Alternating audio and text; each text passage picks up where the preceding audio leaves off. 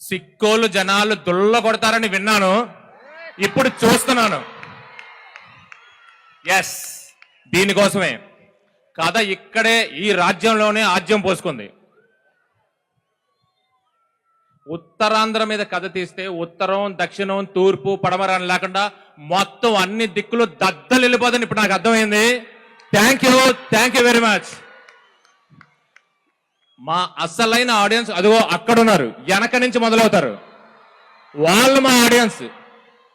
Thank you అండి, thank you very much. Lady super star, power star మా పల్లవి madam. Okay Chaitu గారు, thank you very much. నన్ను నమ్మి పల్లవి గారు ఒప్పుకుంటేనే అయిపోయిందండి సగం సినిమా. అదేంటండి 50 రోజుల సినిమా పల్లవి గారు ఒప్పుకోవాలి, ఆ తర్వాత మిగతా 50 రోజులు మేము ఏం చేస్తాం, మేము అందరూ ఏం చేస్తాం, మేము ఏం రాస్తాం, ఏం తీస్తాం, దాన్ని బట్టి ఇదే టాక్ బయట. ఓకే, ఎనీవే, ఇలాంటి ఆర్టిస్టులు, ఇలాంటి క్యాస్ట్, ఇలాంటి క్రూ ఉంటే ఏ టెక్నీషియన్ అయినా, ఇలాంటి వాసు గారు లాంటి ప్రొడ్యూసరు, ఇలాంటి మనిషి మా వెనకాలంటే ఎవరైనా ఇలాంటి సినిమా ఇంత క్వాలిటీగా తీస్తారండి.